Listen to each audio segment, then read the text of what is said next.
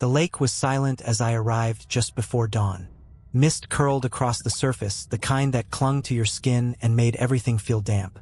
My buddy Tyler, who had convinced me to come, was already there, tying a lure to his line. He gave me his trademark grin, crooked and boyish, as I stepped out of the car. "About time you got here, man," he called, his breath visible in the chilly morning air. "Fish aren't gonna wait all day." The thing is, I wasn't much of a fisherman. This was supposed to be a weekend of decompression after weeks of grinding it out at work. Just us, the lake, and maybe a cooler full of beer. But something felt off the moment I stepped onto the dock. It wasn't the lake. The water was calm. The air smelled like pine and earth, and the only sounds were the occasional splash of a fish or the call of a distant bird. It was something deeper, harder to name, like being watched, or the kind of quiet you'd find in a church, almost reverent, but eerie all the same. Tyler didn't notice. He was busy cracking open a cold one, grinning ear to ear. "This is the life," he said, holding the can up like a toast. I managed to smile and set up my rod. "Here's hoping the fish agree." We pushed off from the dock in Tyler's boat, a beat-up aluminum thing that looked as old as we were. The mist was thicker on the water, and by the time we paddled out to the middle of the lake, it was hard to see the shoreline. Tyler didn't seem to care, but I kept glancing back, trying to hold on to a sense of where we were. "Relax, Jake," Tyler said. "You're wound tighter than my reel." I tried to laugh, but it came out hollow. Maybe it was just the early hour, the fog, or the isolation. But something was off, and I couldn't shake the feeling. And then the line on Tyler's rod jerked hard. He swore, fighting to keep hold of the rod. "Got something big!" he shouted, his voice cracking with excitement. I leaned forward, trying to help steady the boat. Whatever he had hooked was strong, stronger than anything I'd seen in my limited fishing experience. It yanked the boat forward, cutting through the water with startling force. Tyler hooped, and for a second, his enthusiasm made me forget my unease. Then I saw the shape beneath the surface. It wasn't a fish. It was too large, too wrong. The water distorted its outline, but I caught glimpses of something slick, pale, and almost human. Tyler didn't notice. He was too focused on the fight. "Tyler," I said, my voice low, "cut the line." "What? Are you kidding me? This is a trophy catch." "Tyler," I repeated louder this time, "cut the line." He turned to argue, but before he could, the thing surged up from the depths. The boat rocked violently, and I barely managed to grab the side to keep from being thrown overboard. Tyler wasn't so lucky.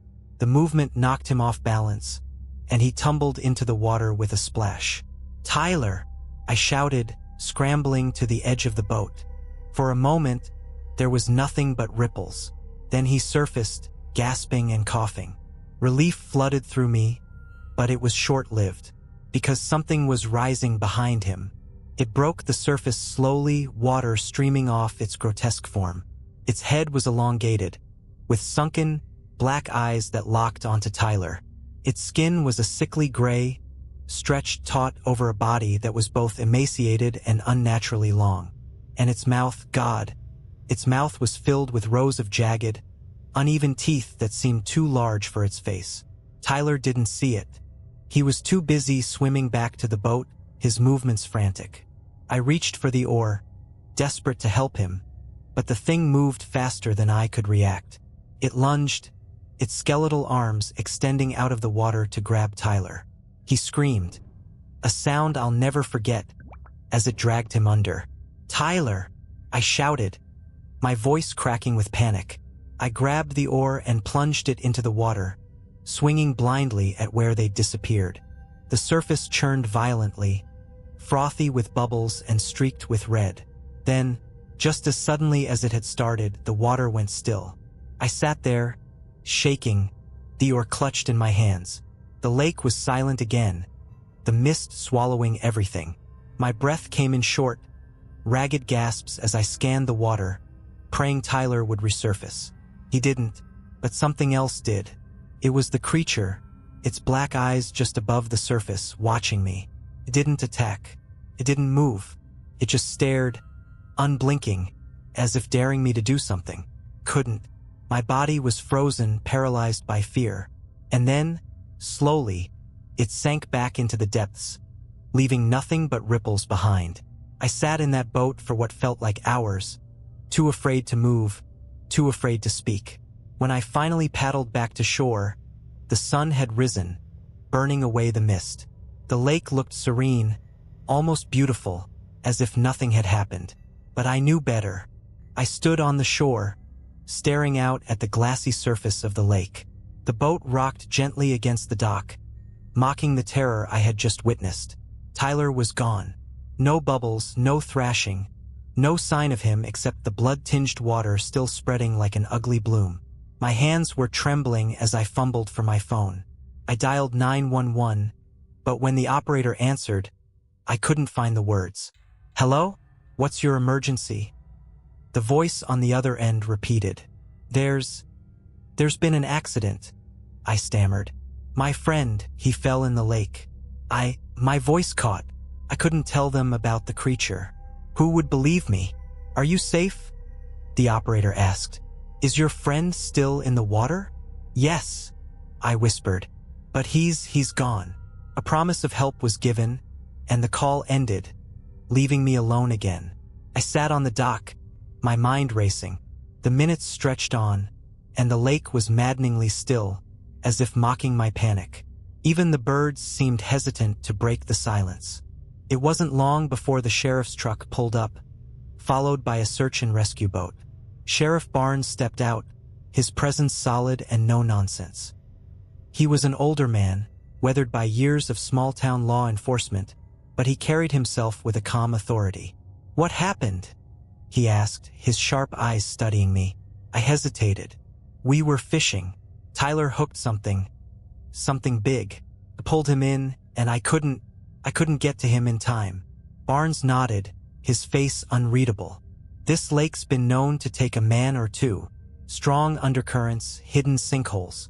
It can happen fast." I opened my mouth to argue, to tell him what I had seen, but the words wouldn't come. How could I explain the creature? How could I convince anyone that something inhuman was lurking beneath the surface? The rescue team launched their boat and began sweeping the area. Divers suited up, their movements efficient and practiced. I watched as they disappeared into the murky water, my stomach twisting. They didn't know what they were getting into. Minutes turned into hours. The search team found Tyler's rod, his tackle box, even his cap floating near the center of the lake. But there was no sign of him. By the time the divers resurfaced, the sun was high, casting harsh light on the scene. The lead diver shook his head as he climbed back onto the boat. "No body," he said grimly. "No sign of him down there." Sheriff Barnes turned to me, his brow furrowed. "Are you sure he went under? Could he have made it to shore?" I shook my head, my throat tight. "I saw him go under. He didn't come back up." Barnes nodded again, but I could see the doubt creeping into his expression.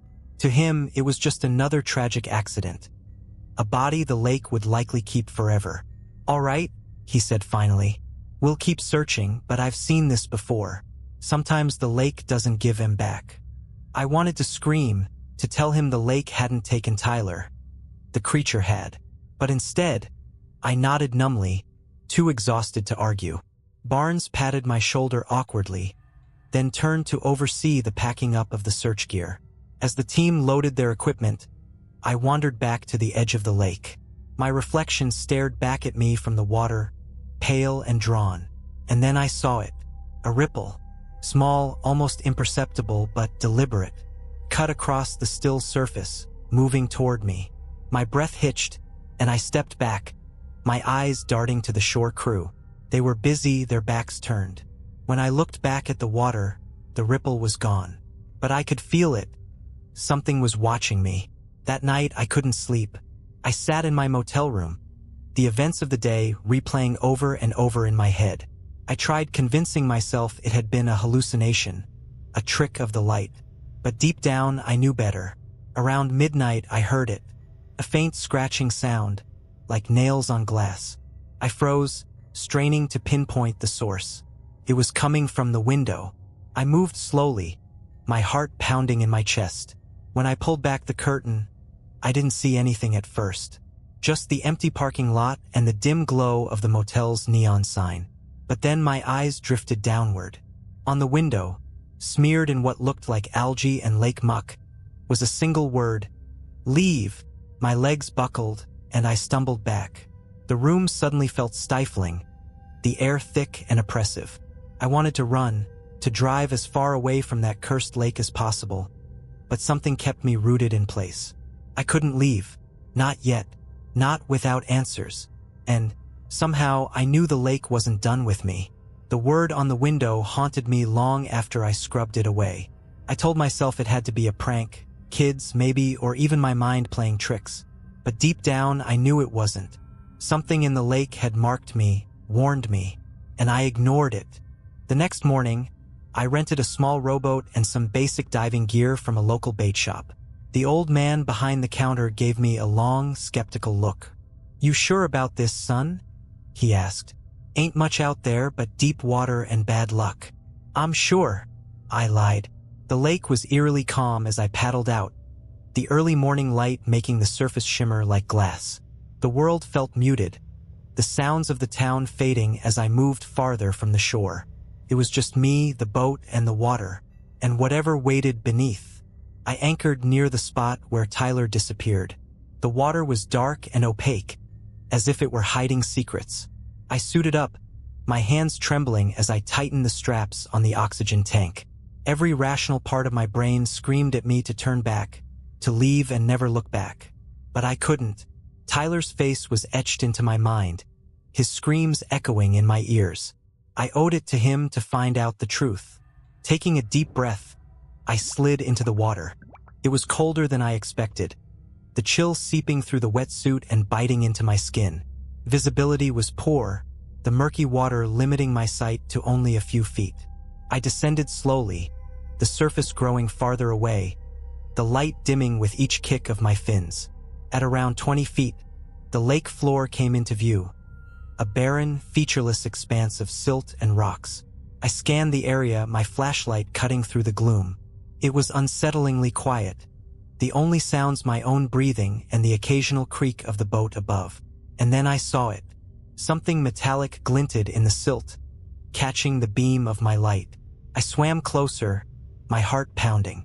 It was Tyler's watch, the face cracked but unmistakable.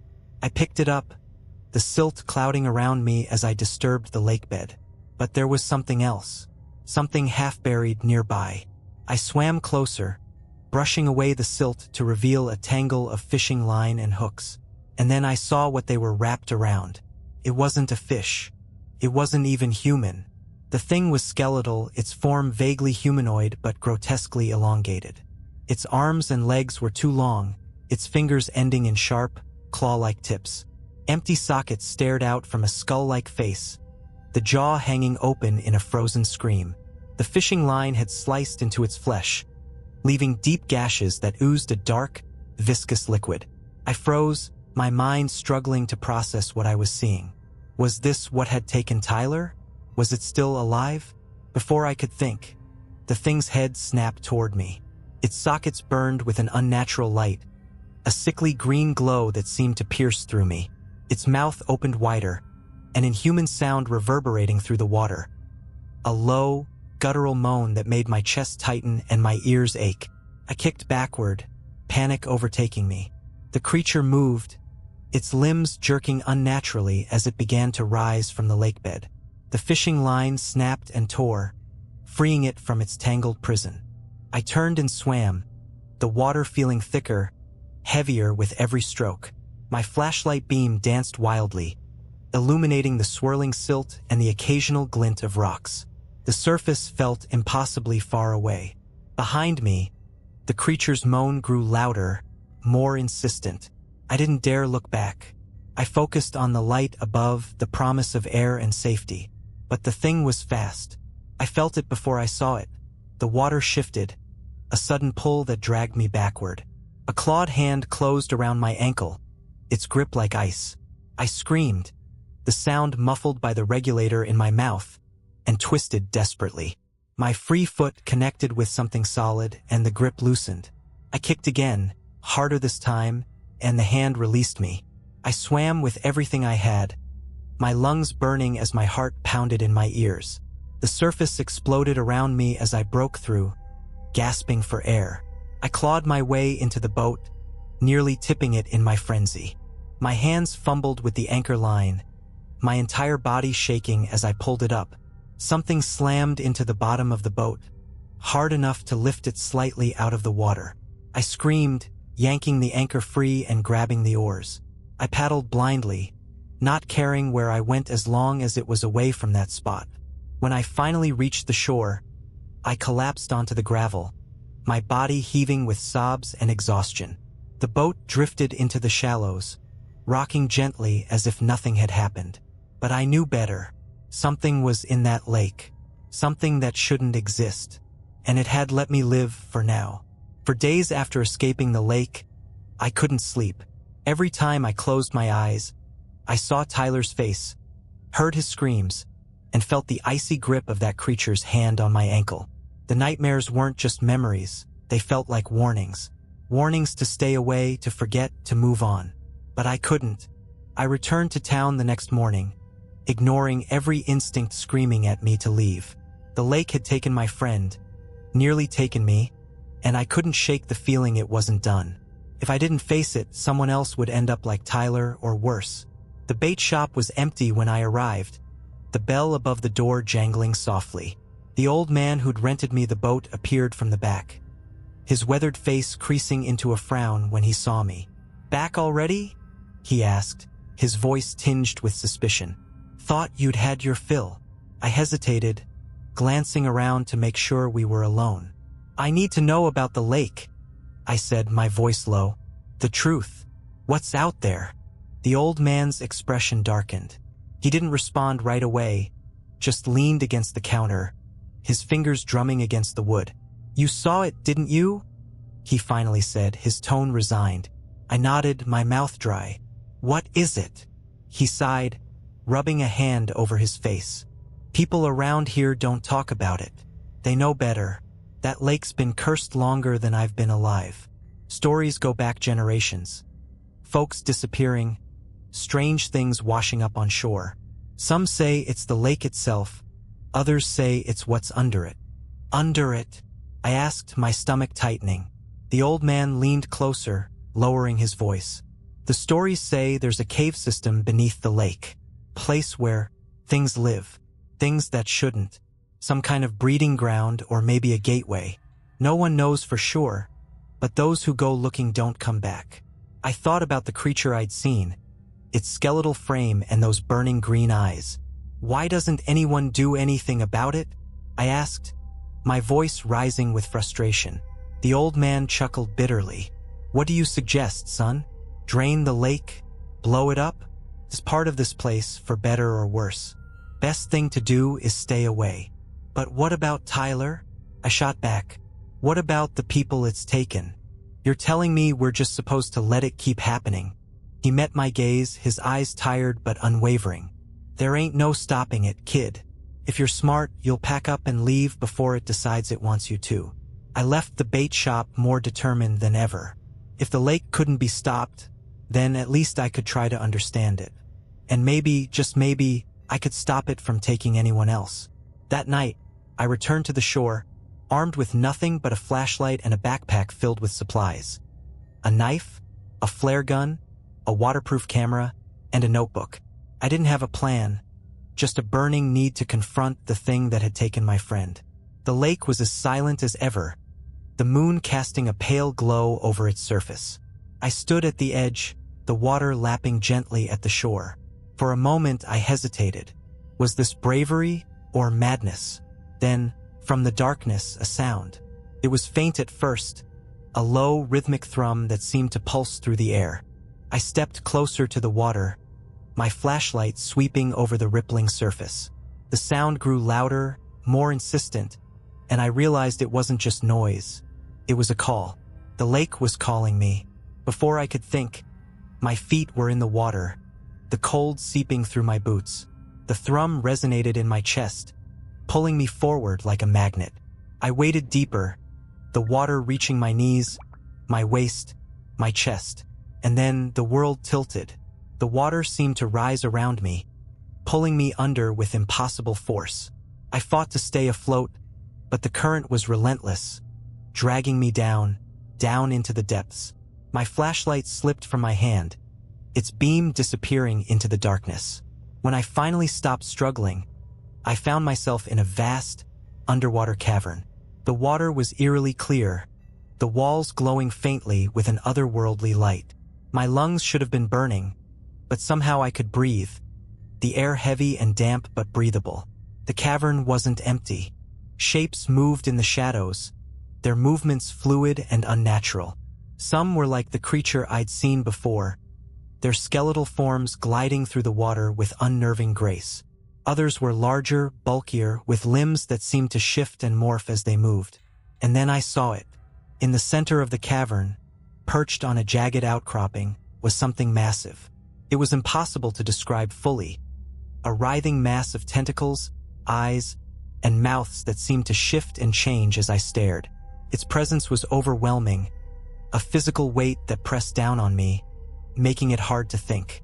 It turned its many eyes toward me, and I felt a voice, not heard, but felt, resonate in my mind. "Why do you come?" I opened my mouth to speak, but no words came. My thoughts were scattered, my body frozen. The thing stared at me for what felt like an eternity, its gaze probing, invasive. And then it laughed. The sound was terrible, a deep, echoing boom that shook the cavern. The other creatures joined in, their voices rising in a chaotic symphony. I clamped my hands over my ears, but it did nothing to block out the sound. And then, just as suddenly as it began, it stopped. "You will return," the voice said, its tone final. "You will bring others. You will feed us." Before I could react, the current surged around me, pulling me upward. The cavern faded, replaced by the cold, dark water of the lake. I broke the surface with a gasp, coughing and sputtering as I clawed my way to the shore. I collapsed on the gravel, my body shaking violently. The lake was quiet again, the only sound my ragged breathing. But I knew the truth now. The lake wasn't just cursed. It was alive, and it was hungry. For days after my encounter in the cavern, I stayed locked in my motel room. The world outside blurred into irrelevance. Time slipped by in an endless cycle of terror and sleepless nights. Every creak of the floor, every shadow cast by the setting sun felt like a harbinger of something crawling out of the lake to claim me. The lake had spared me, but not for mercy. It had a purpose, one that gnawed at the edges of my sanity. I was to bring others. I couldn't let that happen. The night Tyler disappeared, the lake took more than just my friend. It took the veil of ignorance that shielded me from the unthinkable truth. Something ancient dwelled there, something that could reach into a person's mind and twist it into a conduit for its hunger. I was determined to stop it. That's how I found myself in the library of the nearest town, poring over old records and local legends.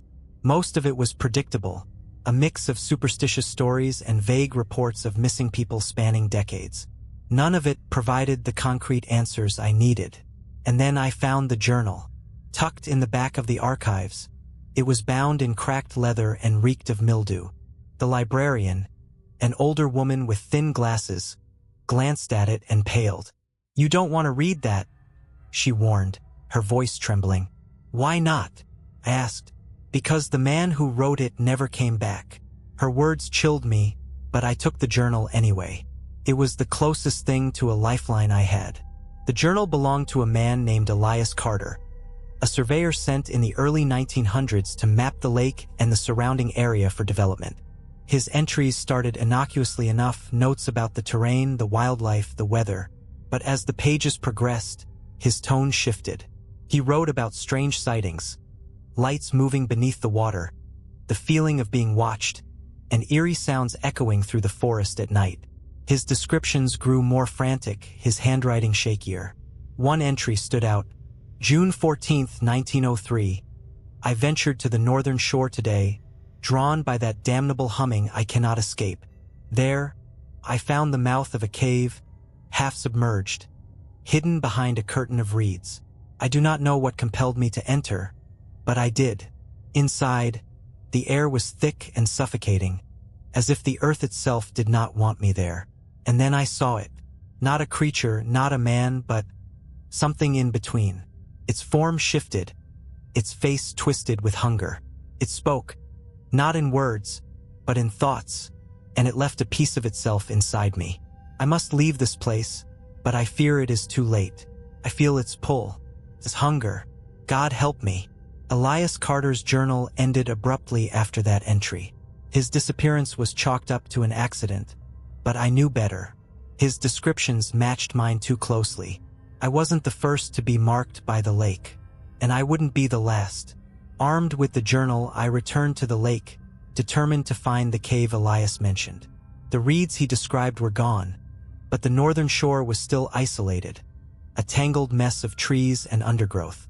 I searched for hours, the sun dipping lower in the sky with each passing moment. Finally, I found it. A narrow, black opening just above the waterline, half hidden by moss and fallen branches. The sight of it sent a shiver through me, but I pushed forward. Inside, the air was as oppressive as Elias described. My flashlight's beam barely penetrated the darkness, revealing jagged walls slick with moisture. The thrum was back, vibrating through my skull and chest, stronger than ever. The cave widened into a chamber, and there it was, the thing from the lake. Its form was more distinct now, a grotesque blend of humanoid and insect-like features. It loomed over a pool of black water, its many eyes fixated on me. "You return," it said, its voice echoing inside my head.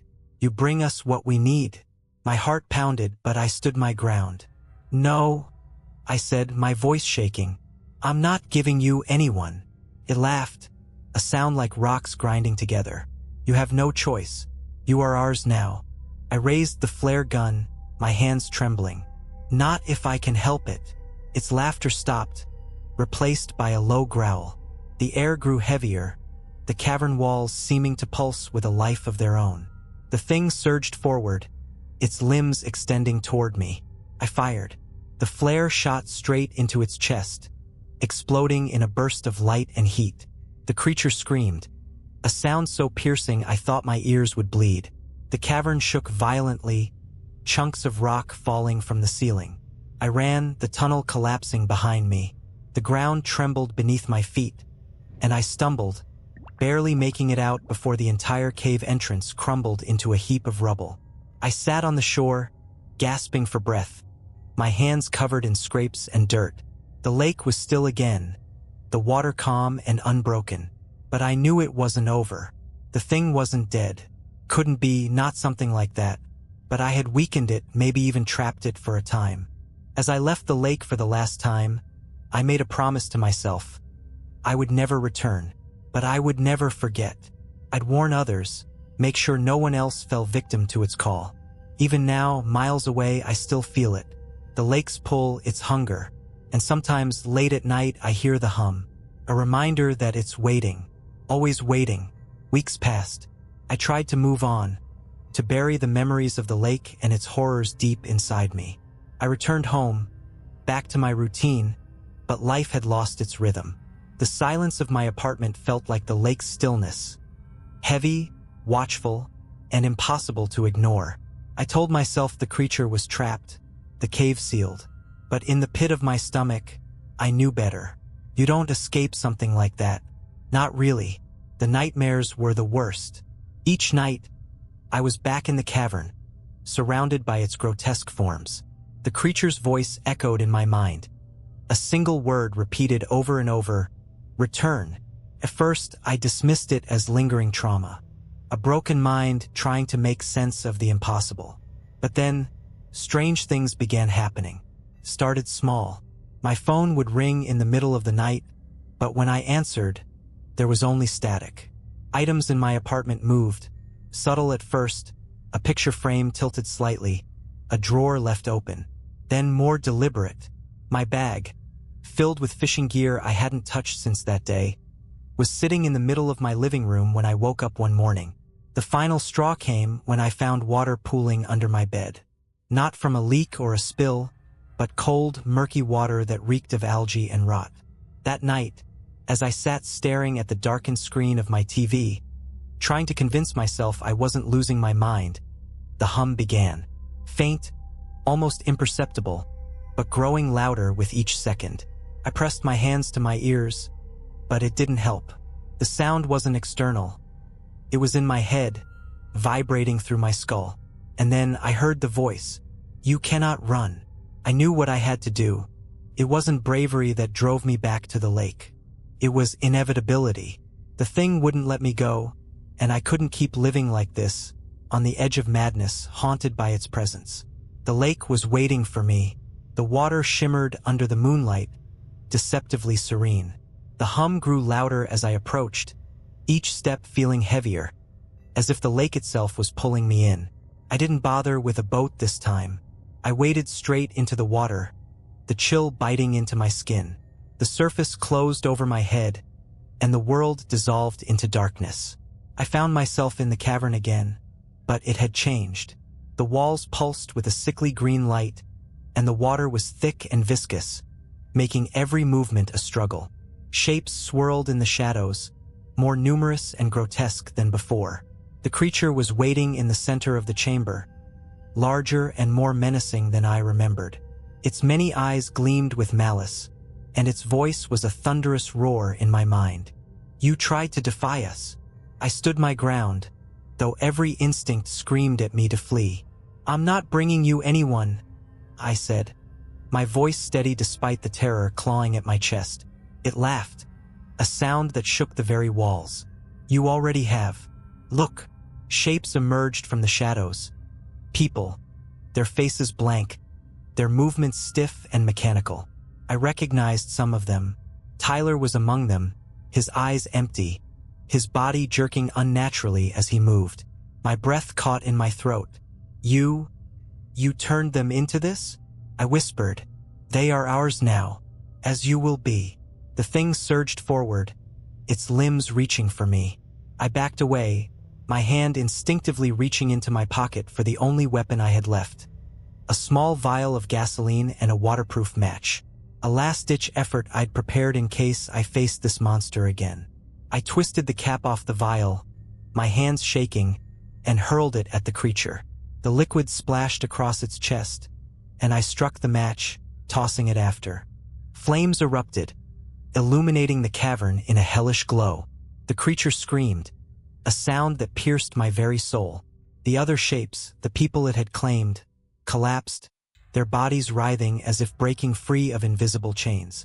The cavern began to collapse, the walls trembling as chunks of rock fell into the water. I turned and swam, the current pulling at me, trying to drag me back.